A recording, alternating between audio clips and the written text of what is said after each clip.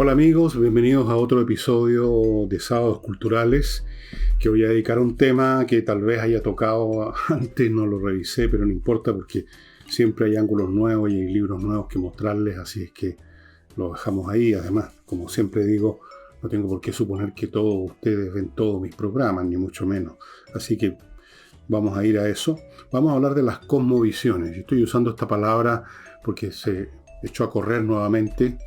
Había estado fuera de circulación por mucho tiempo y alguien empezó a hablar de las cosmovisiones del pueblo mapuche y no sé qué otras cosmovisiones más.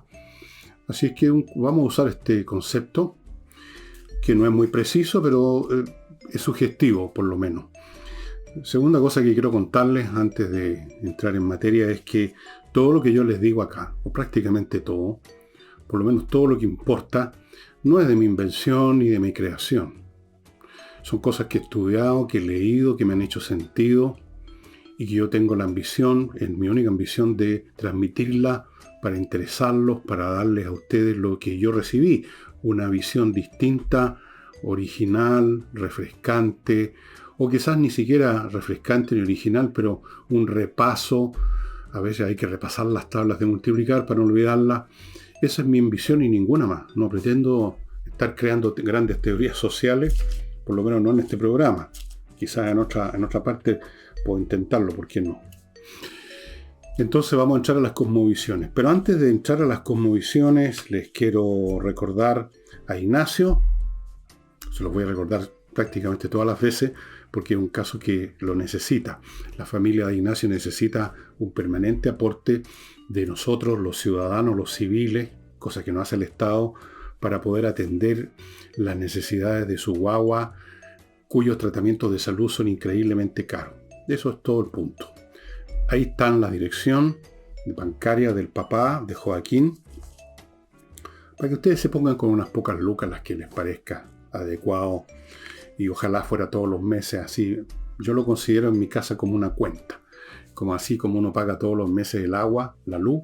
Bueno, y me parece que es un gasto, más que gasto, es una inversión. Estamos invirtiendo en una guagua que va a ser un ciudadano en el Chile que nos suceda cuando nosotros estemos bajo tierra.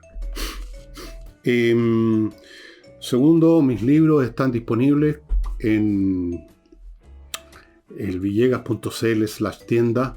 Ya saben, agrupados en conjuntos de 2 o de a 3, o también se pueden comprar de a 1 a precios de bodega, súper barato, tanto los libros uno por uno como agrupados en subconjuntos. Así es que si usted está interesado en esos textos, vaya aprovechando la oportunidad, porque en un momento dado se van a ir, ahora sí todo, porque hoy día mismo, precisamente que estoy grabando, día viernes en la tarde, un poco antes, he recibido contactos de algunas empresas editoras, o más bien dicho, librerías que están interesados en poner mis libros, y ahí se va a ir el resto de lo que me quede. Y van a estar a precios más altos de lo que los estamos ofreciendo nosotros, evidentemente. Eso. No sé si me queda alguna otra cosa, salvo recordarles la Unión de Amigos Los Animales, que es un grupo privado, no tiene ningún contacto con el Estado, no recibe otro dinero que el que le dan los socios o las personas que sin ser socios de vez en cuando se aparecen por ahí y les tiran unas lucas a su cuenta corriente. ¿Por qué no ayudar a la Unión de Amigos Los Animales? Todos esos animalitos que ustedes están viendo en una foto a mi derecha son recogidos en la calle, han sido botados, han sido maltratados. Algunos llegaron al refugio de la Unión de Amigos Los Animales en unas condiciones increíbles. No les voy a mostrar la foto, pero lo importante es que ahora están bien, están cuidados, alimentados, etcétera. Pero todo eso cuesta plata. Hay que comprar esos alimentos, hay que pagarla a las veterinarias, por mucho que sean buena onda y rebajen los precios, pero tampoco pueden regalar. Entonces, póngase con unos pesos, o vaya al refugio que está en el Alto La Reina y lleve un saco con comida. De repente se puede entusiasmar en adoptar a alguno de estos animalitos. Ok. ¿Qué es una cosmovisión? Para empezar a hablar. Una cosmovisión es, por así decirlo, el enfoque ideológico más general que una sociedad o una civilización tiene del mundo. Los conceptos básicos. Cómo concibe el mundo en su conjunto. ¿Qué es la realidad? ¿Cuál es el destino del hombre? y me refiero al género humano entero, no estoy excluyendo a las mujeres, cuál es la razón de ser de nuestra existencia, cómo evaluar lo que se nos ofrece a los sentidos, cuál debe ser nuestra tarea. Todas esas cosas y otras que se me pueden estar escapando son básicas, están en el trasfondo, y sobre esa base se construyen otros elementos culturales. Eso es lo que se llama cosmovisión, cómo se ve el cosmos. De ahí viene cosmovisión. Todas las civilizaciones han desarrollado su cosmovisión, en algunos casos muy articulada, muy precisa, en la forma de doctrina. Generalmente eso sucede en sociedades donde impera una religión o impera un credo político. Y en muchos otros casos, la cosmovisión es un artefacto bien desarticulado, bien desordenado, formado a veces por piezas que vienen de distintas partes y que no tienen en realidad mucha conexión unas con otras. Pero aún así hay algunos elementos comunes, hay un espíritu, un aire, un áurea que permite decir, bueno, en esta sociedad hay más o menos esta concepción del mundo, pese a lo desordenada que es, digámoslo así. Las cosmovisiones pueden ser absolutamente distintas y vamos a examinar unas 3 o 4, algunas de gran calado, otras menores, otras que están en proceso de formación, como está ocurriendo ahora, precisamente por lo menos en la civilización occidental. No sé si en todo el planeta, probablemente no, pero sí en el mundo de Europa, América, ahí sí. Vamos antes de seguir, todo lo que les voy a decir, vuelvo a repetirlo, viene de mis lecturas. Y quizás algún procesamiento mío, pero menor. Todo viene de lo que yo he aprendido de otros. Yo soy beneficiario de la obra de personas de muchísimas más capacidades que yo, y mi único mérito es que las he entendido, y el segundo mérito es que las quiero hacer conocer, que las quiero transmitir, por último para entretenerlos un rato. Partamos con la antigüedad clásica, el mundo de la civilización greco-helénica. Grecia, y luego toma la posta como entidad política dominante Roma, primero como república y luego como imperio. Una cosa que es difícil de entender para nosotros, que vivimos en otra concepción, tengamos clara conciencia o no, es que en la antigüedad no había ningún concepto, no había ninguna sensación de que la raza humana a lo largo de la historia estuviera yendo en un proceso progresivo hacia una meta, que estuviéramos progresando. No. Era una visión más bien cíclica. La historia era siempre la misma, o si habían cambios, estos llegaban a cierto punto y daban toda la vuelta y todo comenzaba de nuevo. Era un ciclo que no avanzaba a ninguna parte, era como una rueda dando vuelta en el mismo punto. No había progreso. Naturalmente uno puede especular de que esa visión de que no hay progreso, de que las cosas se repiten indefinidamente, es el resultado psicológico de vivir en una época en que los desarrollos tecnológicos, políticos, que sé yo, eran muy lentos. Entonces, en la vida de generaciones completas no había cambio ninguno. Me imagino yo que esa es la base que da lugar a esta concepción. Un ciclo. Si ustedes lo leen, por ejemplo, en autores como Hesíodo, que fue un hombre que escribió, más o menos un hombre del mediados del siglo VII a.C., escribió varias obras, una de pura poesía, una teogonía, que es una especie de descripción de toda la visión de dioses de la antigüedad clásica, o sea, este dios, este otro, explicando sus relaciones, etc. Y otro libro que se llama Los trabajos y los días, que es una mezcla de varias cosas. Hay recomendaciones prácticas de en qué época del año empezar a sembrar, porque este hombre tenía una tierra, era propietario de una parcela, pequeño fundo, seguramente pequeño. En Grecia no habían grandes latifundios, no hay espacio por la geografía griega. Siempre los que hablaban de estos ciclos lo hacían desde la perspectiva de estar ellos en la parte mala del ciclo. Siempre estaba el autor de la teoría cíclica y su descripción del ciclo en la fase terminal. Por ejemplo, Hesíodo decía que la historia de Grecia, y posiblemente la historia de cualquier otra entidad, había partido con la edad de oro, que de la edad de oro se había pasado un bajón a la edad de plata, que vale menos que el oro, ¿no es cierto? De ahí a la edad de hierro y así sucesivamente, y él se ubicaba, por supuesto, en la edad de hierro o alguna otra que no recuerdo. Siempre en esas visiones cosmológicas, si ustedes leen no solo Hesíodo, sino que cualquiera otro de los que tocaron estos puntos, siempre está la idea de que en el pasado la humanidad estaba viviendo una edad de oro. Que en el pasado, o sea que en vez de haber progreso, en último caso había regresión. Que siempre uno estaba en la parte mala del ciclo, que la parte buena ya había pasado. Quizás en el futuro va a volver, pero ahora estamos en la parte mala. Era una visión bastante oscura, yo diría trágica. En la cosmovisión griega, cosa que se va a manifestar con toda su fuerza y pureza y grandeza en la gran obra de los más grandes dramaturgos ya del periodo clásico de la cultura helénica. Estamos hablando de los siglos V a.C., IV también.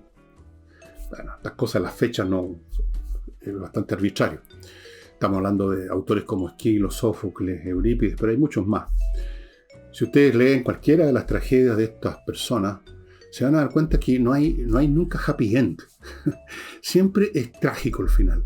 Siempre alguien metió las patas, cometió un pecado original, digamos, y la obra consiste en el proceso en virtud del cual el hombre o la mujer, según la tragedia, va por pasos sucesivos acercándose al pago de ese pecado original, a su castigo, a su némesis. Siempre. Por eso que son tragedias. Digamos, terminan mal, terminan con un desastre. Como que en la tragedia griega no hay ningún elemento de optimismo. El hombre aparece como juguete de los dioses, del destino y de la ignorancia. Muchos de los personajes del teatro griego no llegan a un final desastroso porque hayan cometido voluntaria y conscientemente un acto, un delito o algún atropello, sino que por ignorancia un personaje mata a su padre sin saber que era su padre, por ignorancia se casa con su madre, por ignorancia, que es una cualidad, o más bien dicho, una situación o una característica de nuestras vidas, vivimos en medio de una gran ignorancia, no sabemos lo que nos rodea, no sabemos lo que va a ocurrir, vivimos como un niño que estuviera en un bosque prendiendo un fosforito, vemos muy poco a nuestro alrededor. Entonces, es una visión trágica, oscura. No hay progreso, no hay esperanza de que si acaso yo no, al menos mis hijos, mis nietos van a vivir en un mundo mejor, que todo lo que yo estoy sufriendo es el precio a pagar por un mundo mejor para mis descendientes, mi nación va a estar en una condición superior. No existe esa visión de el happy end, de llegar a una consumación de los tiempos positiva, que justifique los horrores de la vida de generaciones completas. Es una visión oscura, que naturalmente permeó también no solo a los griegos, sino que a sus continuadores, los romanos. De eso les voy a contar de inmediato, luego que me haga cargo de mis primeros auspiciadores, el primer bloque de este día sábado, auspiciadores a los cuales a todos ellos les agradezco que hayan tenido la gentileza, la confianza, la generosidad de publicitar en un día como este que tiene muchas menos visitas, a veces la quinta parte de lo que recibimos en la semana, pero así es. Así que parto con Revista Mundo Bursátil, que los llama a suscribirse. Entren al sitio para suscribirse, para que ustedes tengan una información precisa, adecuada, exacta, de lo que está ocurriendo en la bolsa, de modo que si usted estaba pensando en comprar acciones, compre lo que vale la pena y evite lo que no. Tener conocimiento en la bolsa es fundamental para evitarse problemas de invertir justo en una empresa que el otro día se va a venir abajo. Las oportunidades a veces duran muy poco. Las oportunidades son cosas del momento y hay que estar informado, y Mundo Bursátil, la revista Mundo Bursátil lo informa, no solo porque su personal es conocedor de los movimientos de la bolsa y lo que está pasando en la industria, qué sé yo, en el comercio, en aquellos que están en la bolsa, sino porque además ellos tienen una alianza estratégica con un corredor, una corredora de la bolsa que ha sido muy prestigiosa, que ha sido premiada. Así es que si usted participa de vez en cuando, aunque sea en el Mundo Bursátil, suscríbase a Mundo Bursátil, la revista Mundo Bursátil. Ahí está la dirección de ellos, mundobursátil, todo pegadito.cl. Continúo con conversaciones numéricas. Cursos entregados por un ingeniero de la Universidad de Chile, conoce a mi hija Maya, que ofrecen una enseñanza en las matemáticas totalmente distinta a la que es propia de los colegios. Y el resultado es, y por eso que ha sido súper exitoso, todos los cursos que ha dado, es que niños, incluso niños porros para las matemáticas, que detestan las matemáticas, que tiritan con las matemáticas, que sacan puros rojos con las matemáticas, le ven el otro ángulo, porque la matemática tiene un ángulo muy distinto al aprenderse fórmulas así de memoria, como nos enseñaron a mí en el colegio, que había que aprenderse, primero había que aprenderse las tablas de multiplicar, después había que aprenderse no me acuerdo qué, después el tema de los triángulos, qué es lo que es un triángulo rectángulo, uno que tiene un ángulo recto, qué es lo que es un triángulo isósceles, uno que tiene dos lados igual, después más adelante cuando llegaba al álgebra, que la fórmula del binomio al cuadrado, cómo se despejan los miembros, una montonera de cosas, y todo esto sigamos en el aire, así abstractamente, como que no tuviera contacto con la realidad, cuando en realidad las matemáticas para eso, para medir cosas, para prever cosas, movimientos, pesos, estructuras, resistencias, parábolas, qué sé yo. Súper entretenido, si uno la capta por el lado que corresponde. Y eso es lo que entrega conversaciones numéricas, amigos. Así que si usted tiene un niño que está en esta situación, que le va mal en matemáticas, y no tiene por qué a nadie irle mal en matemáticas, póngase en contacto rápido, porque estos cursos se llenan muy rápido, y el profesor tiene un límite, y se acabó el curso. Hasta la próxima vez. También ofrece este tipo de cursos para adultos mayores que quieren mantener su mente fresca haciendo el ejercicio matemático, que es un excelente ejercicio. Pónganse en contacto. Y termino este bloque con González y compañía, un grupo de abogados, un buffet, especialistas en temas penales. Son penalistas, no hacen ninguna otra cosa. Si usted tiene un lío de alguna otra naturaleza, no. Esto es para temas contemplados en el Código Penal. Si usted ha sido acusado o va a ser acusado de un tema contemplado en el Código Penal, que son serios y que muchas veces implican penas de cárcel, pérdida de libertad, póngase en contacto con estos abogados que son los mejores de la plaza. Han estado en los casos mejores, más conocidos, más importantes de los últimos años, privados, y han ganado. González y compañía. Continúo entonces con esto. Les decía, en el mundo romano, que es una continuación, yo diría más oscura que el mundo griego, porque es un momento más avanzado en que ya no hay esperanza. Un mundo en que no hay un concepto de progreso, de que vamos a alguna cosa superior. Es un mundo entonces que gira en sí mismo, que está condenado a ser lo que es, a lo más sometido a un eterno retorno a lo Nietzsche o a lo Hesíodo. Y eso llega un momento cuando ya esa sociedad ha pasado el momento en que todos estaban concentrados en la expansión, en el crecimiento, cuando ya se ha logrado todo y no hay nada más, se produce un ánimo muy interesante que lo describe muy bien, y yo nunca he olvidado esto. Este autor, este libro está empastado, no venía así, este autor que se llama Alfred Weber, es el hermano del gran Weber, del otro Weber, el sociólogo famoso, el que escribió el desarrollo del protestantismo y el desarrollo del capitalismo, etcétera, etcétera, etcétera.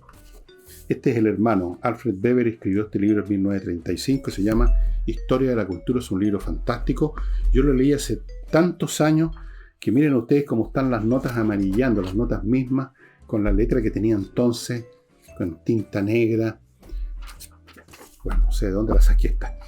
Y gran parte de este libro se me ha olvidado o lo he incorporado a tal punto que ya no sé que viene de aquí.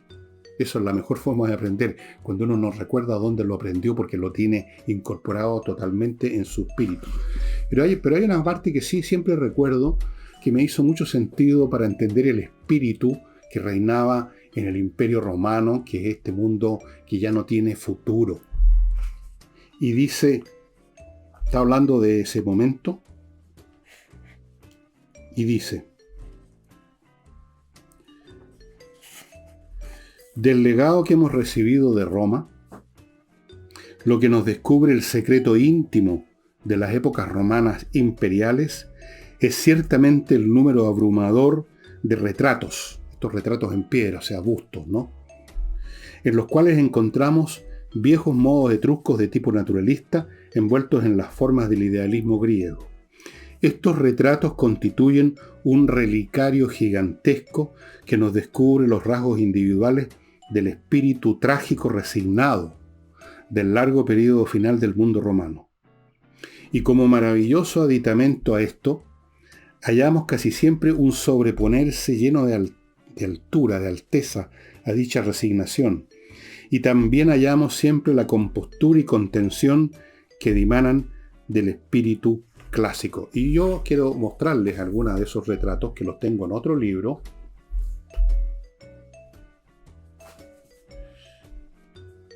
Retratos romanos, estos bustos. Y vean ustedes, donde abra esto, van a encontrar la misma expresión. Estas personas o eran políticos o gente muy rica que se mandaba a hacer estos bustos. Eran, aquí tienen bueno, no son personas conocidas de la política, son tipos que más o menos son como los que describe Alfred Weber. Por donde sea, van a encontrar la misma actitud. Libro muy interesante, entre paréntesis, ¿eh? Por si acaso alguien quiere tenerlo. Roman Portraits, de esta editorial que se dedica a libros, digamos, con ilustraciones importantes, Faidos. Bueno, un libro muy, pero muy interesante, amigos. Así como la historia de la cultura de Weber, que me está tincando que lo voy a empezar a releer hoy día mismo. No había futuro, era una cosmovisión trágica. Era un mundo en que los individuos no tenían esperanza. Quizás una de las razones, buscando una esperanza, por la cual precisamente en tiempos del imperio ya más bien tardío, empezó a desarrollarse y tuvo finalmente mucho éxito el cristianismo, que ofrecía algo. Y vamos a llegar a eso. En la Edad Media, la cosmovisión ya no es esta. Ya no es un mundo que no va a ninguna parte, un mundo que a lo más gira como una rueda, en un ciclo interminable, y donde por lo tanto lo que cabe es adoptar una filosofía, por ejemplo, como hicieron muchos aristócratas, gente de la élite romana, el estoicismo, en que se promovía cumplir el deber. Uno tiene que cumplir su deber. Uno nació emperador, como Marco Aurelio, que escribió las Meditaciones estoicas, y ya tiene que cumplir con su deber, le guste a uno o no. Uno nació lo que sea, y tiene que cumplir con su deber lo mejor posible, y nada. Y no esperar nada, y no temer miedo a los dioses ni a la muerte, porque no hay nada al otro lado. Nada.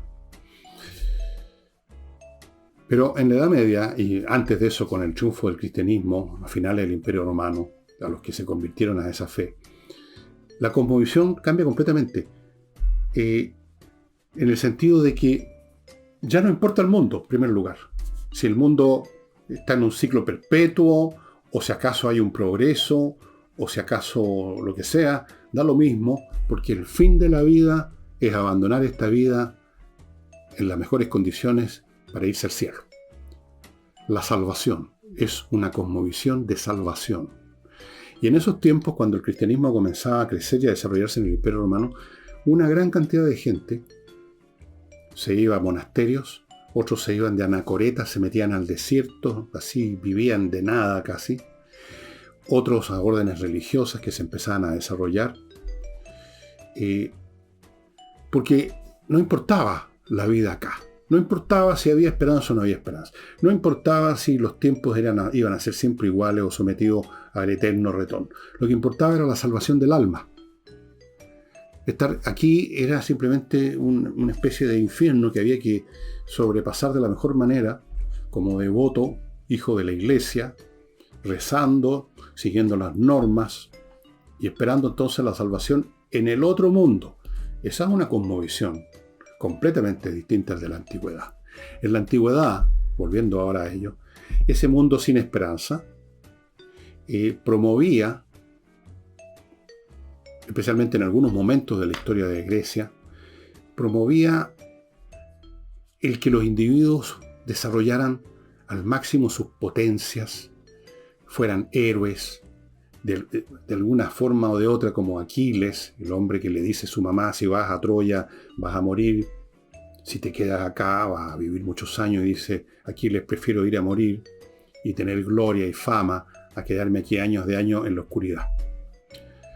El concepto de que el mundo es trágico, que no tiene esperanza, que somos sujetos a los caprichos de los dioses y de la naturaleza, va acompañada en el mundo griego de este culto a la competencia, al logro máximo, pero sin esperanzas del más allá.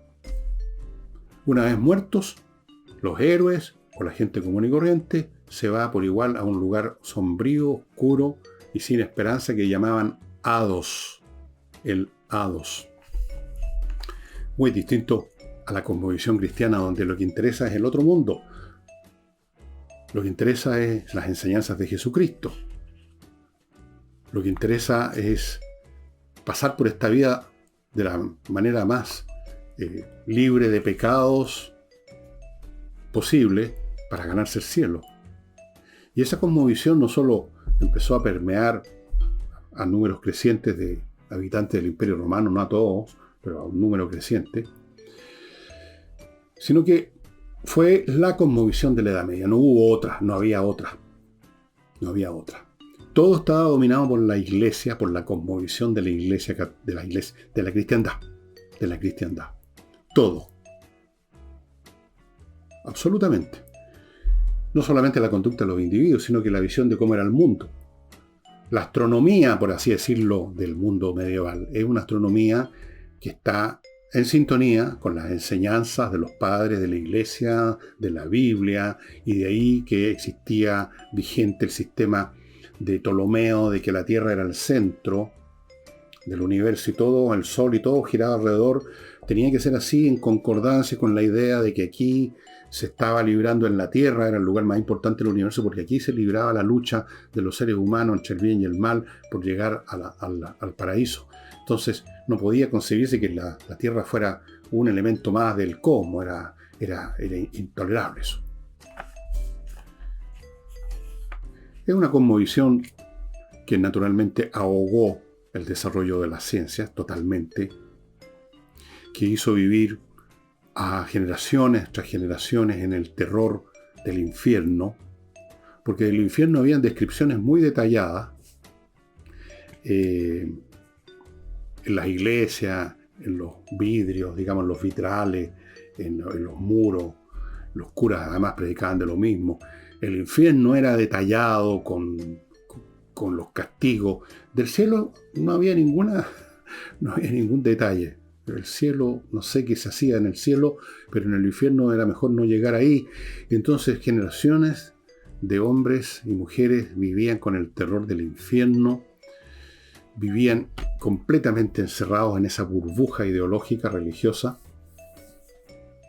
y salirse de ella era, bueno, en algunos casos era convertirse en un personaje perseguido, y eventualmente, si llegaba más lejos, usted, si era mujer, podía ser considerada una bruja y quemada en la pira, o si usted era hombre y andaba sosteniendo ideas un poquito distintas, también podía caer en manos de león.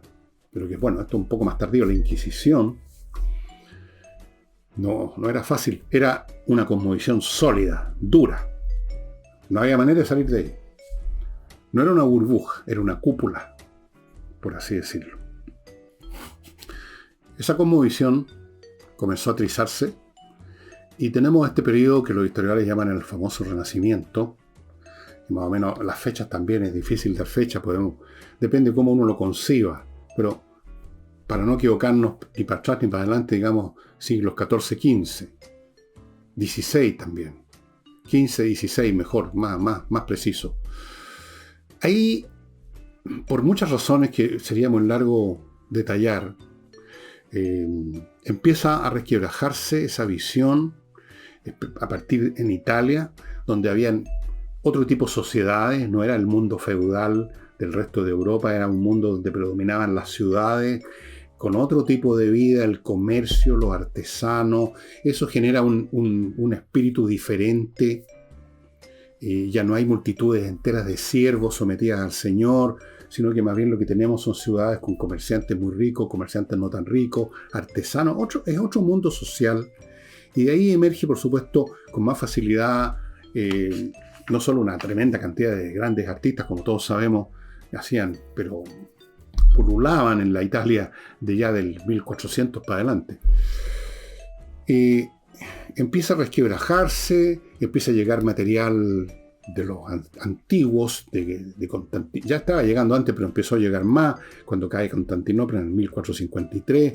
Empiezan a descubrirse las obras de Platón en mayor abundancia. En algún momento se inventa la imprenta y el material se disemina mucho más abundantemente. Se dan todas esas condiciones para que emerja un espíritu que pone su centro en el individuo. Por eso que también se habla de humanismo, que no es lo mismo, pero no es lo mismo ni es tan diferente. En ciencias sociales, en historia, no existe la precisión de las matemáticas, evidentemente. Entonces, el hombre empieza a ser otra vez el centro de todo, lo cual no significa abandonar la cristiandad. Prácticamente todos los grandes personajes que conocemos de esa época, pintores, escultores, escritores, filósofos, ninguno de ellos decía, yo no creo en nada. Todos se confesaban cristianos, pero junto a esa cristiandad entendía yo de una manera bastante más, por así decirlo, un poquitito menos oscura, menos trágica, estaba la aceptación de esta cultura de la antigüedad que estaba apareciendo por todos lados y el culto a lo que una palabra latina e italiana, que no es lo que significa en castellano, virtud, que no se refiere a un rasgo positivo, virtuoso, digamos, sino que cuando se hablaba de la virtud, se referían a la fuerza varonil de una persona.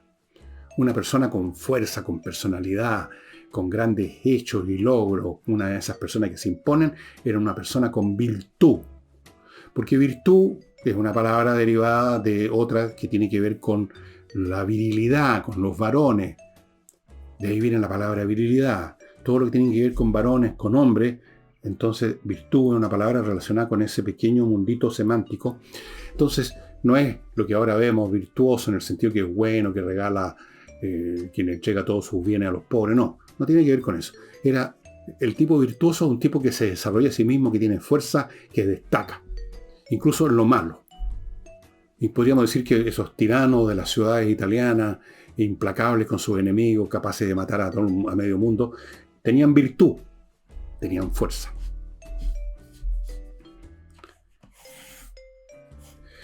Es a partir del siglo XVII y sobre todo en el XVIII, cuando se desarrolla la visión racionalista del mundo, la cosmovisión racionalista, de la cual somos herederos hasta el día de hoy. Nosotros todos, la civilización occidental me refiero, no hablo de los chinos o los japoneses, la civilización occidental, Europa y América, especialmente Europa, somos tataranietos del siglo XVIII. Es en el siglo XVIII a base de los desarrollos del siglo XVII, que se desarrolla una nueva cosmovisión donde aparece, por ejemplo, y lo he mencionado en algún programa anterior, una noción nueva, el progreso, y otra noción nueva, la felicidad.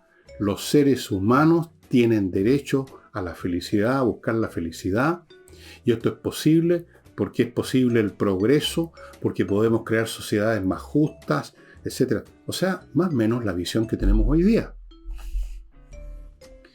La razón, primero, despeja el tema del mundo físico que nos rodea. Con Newton empieza a verse el universo no ya como una serie de cositas que dependen, que giran y se mueven en función de nosotros, los seres humanos en nuestro planeta, sino que se empieza a ver el cosmos como una máquina, como un mecanismo cuyas partes funcionan de acuerdo a leyes.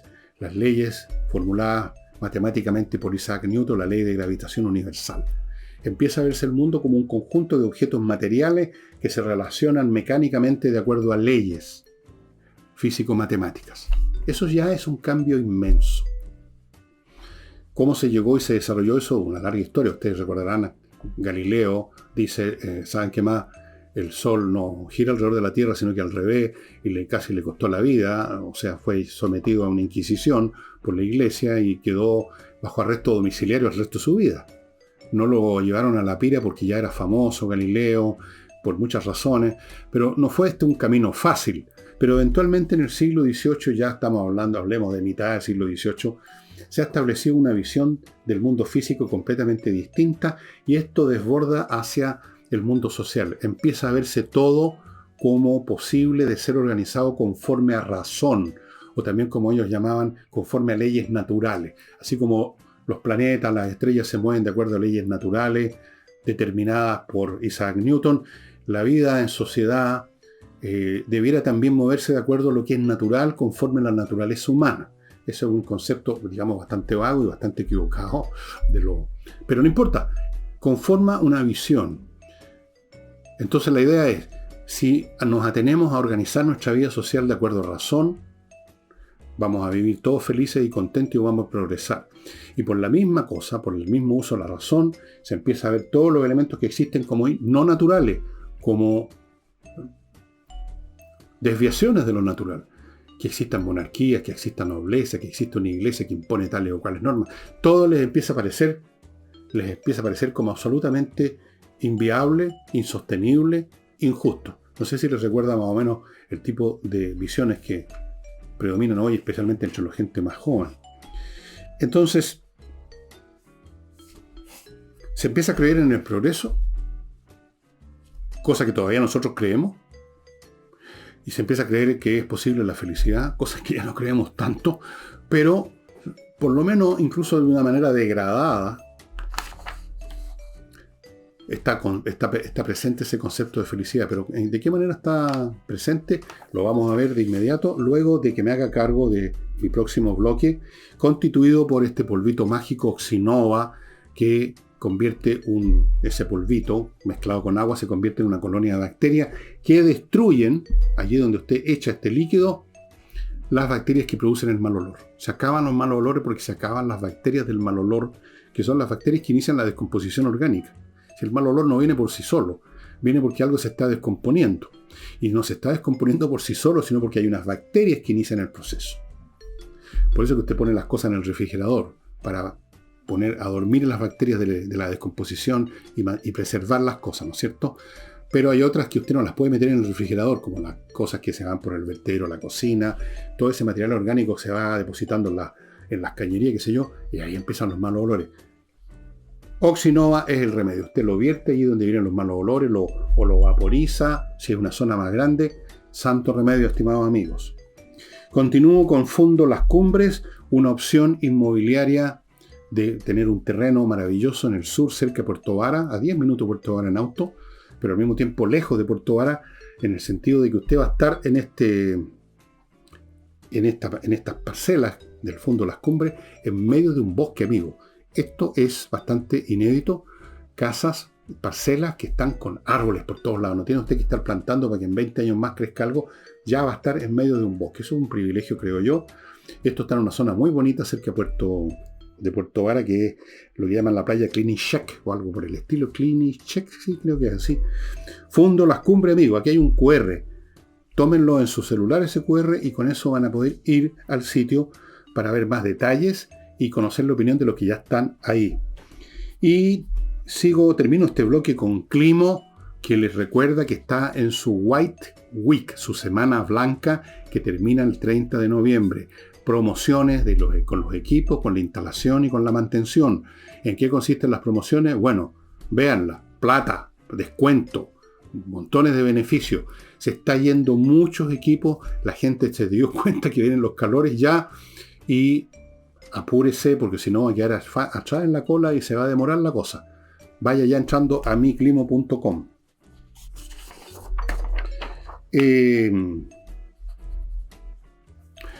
Lo de la felicidad ya, que fue una idea muy del siglo XVIII, tanto así que en la Declaración de Independencia de Estados Unidos, en el primer párrafo se dice que los hombres tienen derecho a la felicidad, a buscar la felicidad.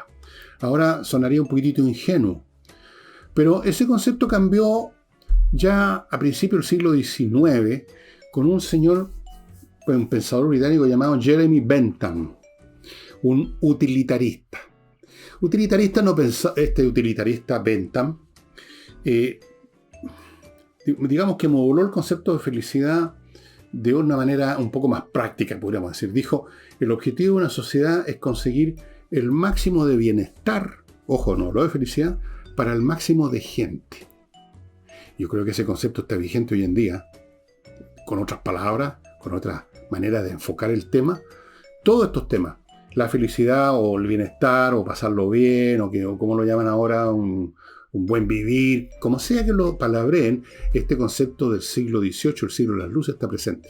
La felicidad es posible, amigo, o el bienestar, o por lo menos no latearse mucho, no estar muy jodido. Eso es un concepto nuevo. Y el concepto del progreso. Progreso que nace en su momento y que ahora se desarrolla y se mantiene por un hecho obvio que no existía en la antigüedad clásica, que ahora sí podemos ver de día en día el desarrollo tecnológico y científico. Si eso se transmite también, y ese es un tema, digamos, ya más complicado, se transmite también a la organización social y a la manera como funcionamos los seres humanos, es ya un tema diferente.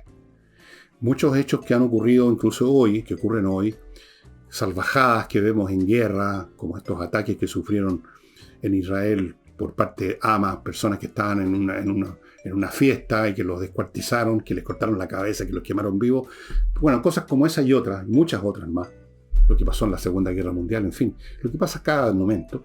Parece ser que puede que haya mucho progreso en la ciencia y en la tecnología, pero parece que no hay tanto en el alma humana. Pero ese asunto queda en duda porque quizás también dependa de que si hay un progreso en la organización de la sociedad, se van a desarrollar maneras de conducta, de educación, de formación, donde estos elementos brutales van a ir disminuyendo. No sé, puede ser. Yo no lo creo tanto, pero por lo menos es posible. Y cuando es posible significa que todavía está vigente.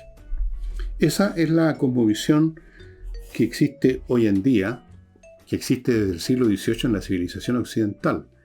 Y el discurso políticamente correcto, que es otro tinglado absolutamente heterogéneo, donde es un bolsón donde han metido de todo, temas ambientales, temas sexuales, temas políticos, temas económicos, temas de raza, todo está metido ahí.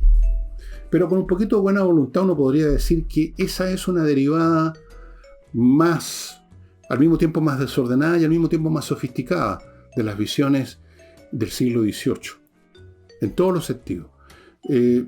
Pueden las visiones ambientalistas en muchos casos llegar a distorsiones bastante ridículas y que no funcionan y que son bastante tontas, pero la idea de que la naturaleza no es simplemente para pisotearla, sino que tenemos que cuidarla, tenemos que relacionarla positivamente con ella, la idea de que la naturaleza está formada por otros seres vivientes que tienen derecho a vivir, que sienten, que no tenemos derecho a destruirlo, a pisotearlo, eso es nuevo.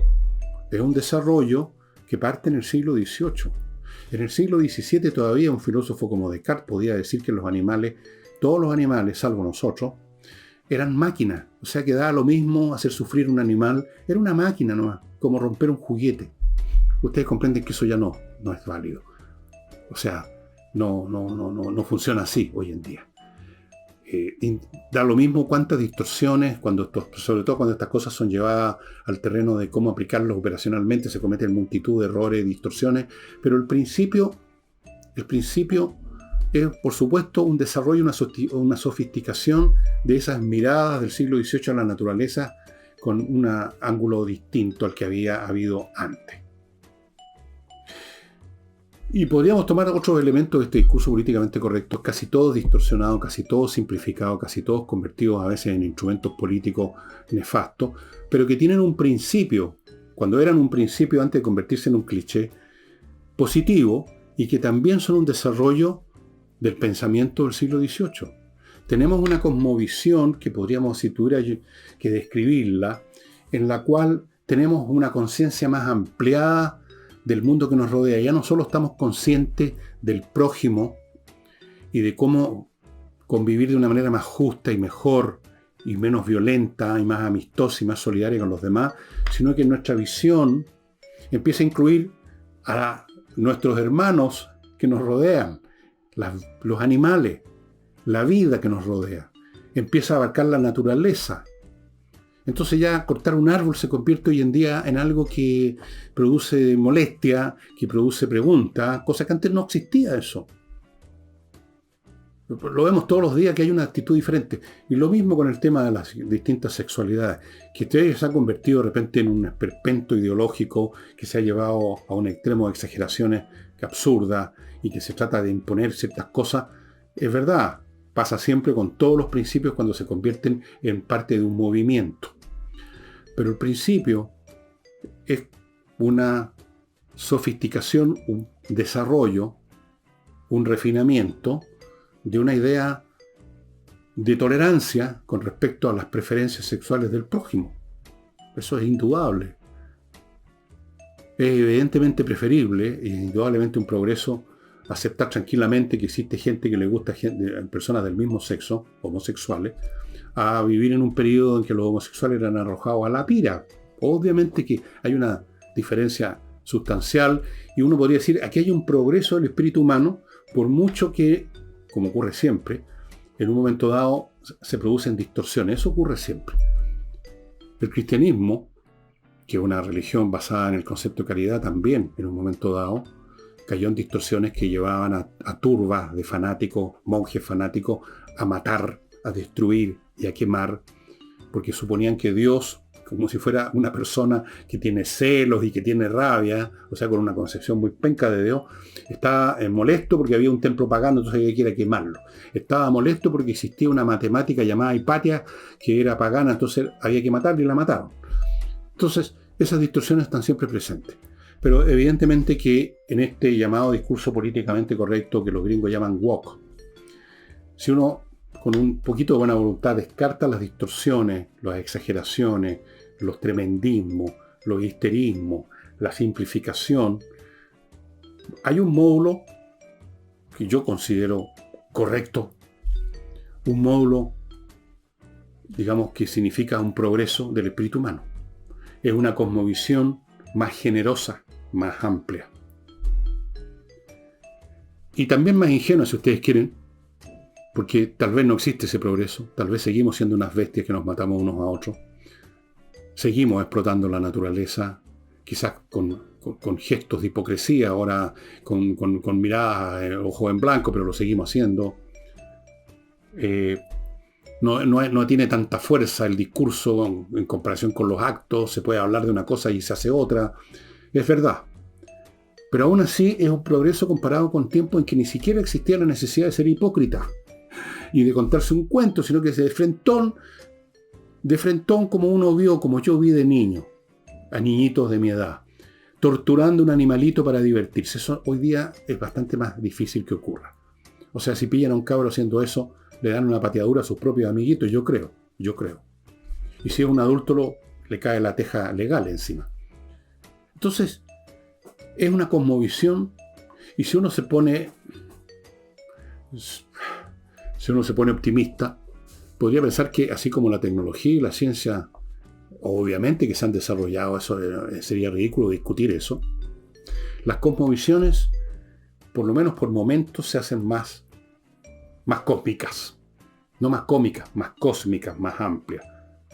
Tal vez ocurra después en un momento dado que se derrumba la civilización y volvemos a la casilla inicial y partimos otra vez como unos patipelados brutales. Volvemos a la época de las cavernas. Puede ser. Pero, quién sabe. Quién sabe, estimado amigo. Quiero mostrarles unos cuantos libros más antes de partir. Este libro que les voy a mostrar, que lo tengo muy hecho pebre, que tuve que arreglarlo, del cual he sacado muchas ideas. Por supuesto, yo no invento nada, amigos. Tener ideas que uno ha sacado de otro, no, ¿cuál es el problema? Sí, de alguna parte vienen. Si uno no las ha procesado, sino que las recibió de otro, las entendió y las incorporó, estupendo. Este librito, el The Shaping of the Modern Mind, la conformación, la manera como llegó a conformarse la mente moderna, es la segunda parte de un estudio que parte con la antigüedad, pero aquí partimos con el Renacimiento, de cómo se formó las ideas del hombre moderno. Entonces partimos justamente con el Renacimiento, con el humanismo. Es un libro excelente, como todos los libros que escribió este tipo, Crane Brinton. Esta misma edición está disponible en Amazon. Son libros de segunda mano, no se ha reeditado lamentablemente. Es un libro fundamental, un librito que no estaba hecho para, yo lo estoy releyendo, como ustedes ven, lo tengo marcado acá, no estaba hecho para eruditos, para académicos, para gente así, era para personas como yo, como usted, como legos, no académicos, un lenguaje sencillo, claro, transparente. Crane Brinton escribía con una claridad absoluta, como toda persona inteligente. Este libro lo pueden encontrar para entender más o menos exactamente lo que yo les he estado diciendo. Si este programa me lo inspiró este libro, precisamente. Este otro libro se lo he mostrado de nuevo varias veces, pero se lo muestro de nuevo a propósito del siglo XVIII. Los placeres de la imaginación. Creo que este no. La cultura inglesa en el siglo XVIII es interesante. Hay otro sobre el siglo XVIII que es el que les he mostrado. Me saqué el libro equivocado, pero igual este sirve. Tiene que ver con la manera como se amplió el espíritu europeo en general. Aquí se concentran en los ingleses. Se ampliaron sus maneras de divertirse. Los placeres de la imaginación tienen que ver con una creciente cantidad de gente que se empieza a incorporar a la lectura, que empiezan a apreciar la lectura, más alfabetos, más libros que se imprimen, que se leen, el desarrollo de la música, que es fundamental para el espíritu humano, creo yo, cómo se empieza a desarrollar los teatros donde se daba música, cómo se empieza a desarrollar el teatro.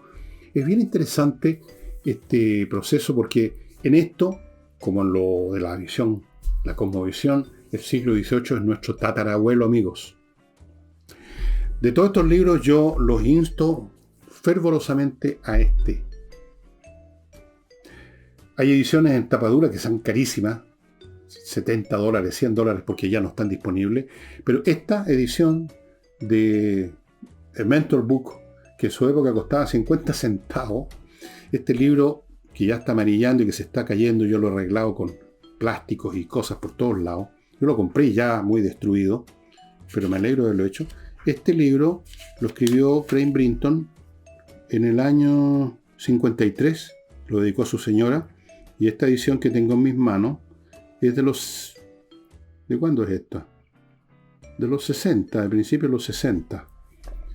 Amigos, no se van a arrepentir. Este libro se los recomiendo. Y bueno, estos otros que les mostré ya, esta historia de la cultura, no he verificado. Se me olvidó verificar si este libro está. Y no me atrevo tampoco a recomendarlo porque es bastante más arduo. Pero obviamente que usted puede meterle el diente de todas maneras, sí. Es cuestión de... Y este libro, bueno, este de los retratos. Fíjense ustedes, aquí no hay ni un solo personaje que aparezca muerto de la risa o con una sonrisa de satisfacción, de conformidad. Todos están mirando un mundo que se acaba, un mundo que no tiene futuro. Por eso que lo compré este libro, porque me acordé de esto de el gigantesco relicario de los retratos de estos personajes de un mundo sin futuro. Un mundo que vivía en guerra contra los bárbaros que ya estaban pateando las puertas por todos lados. Un mundo oscuro, sombrío. Si ustedes quieren darse con una película, una idea más o menos, una película fantástica, de ese mundo ya decadente, donde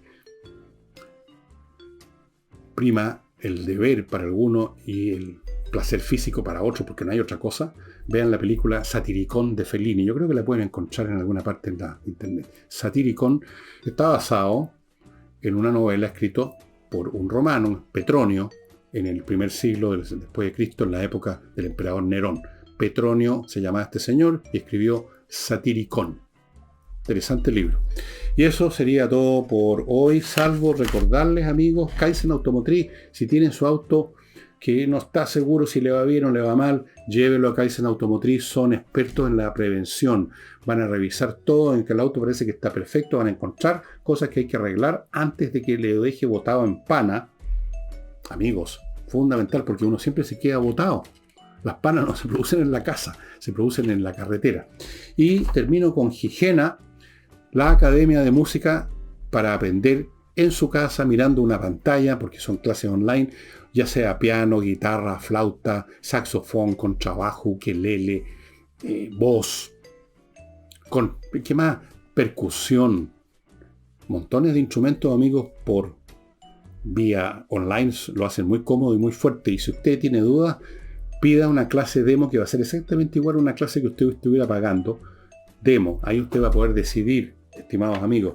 A todos estos auspiciadores, a Higiena, lo de la música, a Kaizen Automotriz, reparación de vehículos y mantención preventiva, a Clima, Fondo Las Cumbres, Oxinova, González y compañía, conversaciones numéricas y revista Mundo Bursátil, a todos muy agradecidos de que confíen, de que estén con nosotros haciendo posible este programa.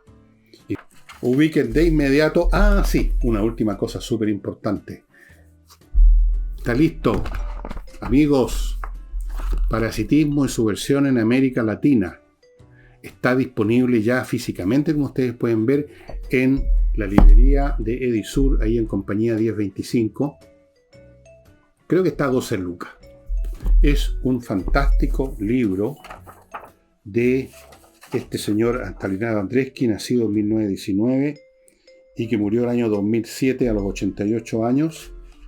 Un libro que me iluminó en una época en que predominaban las teorías neomarxistas, en la teoría de la dependencia.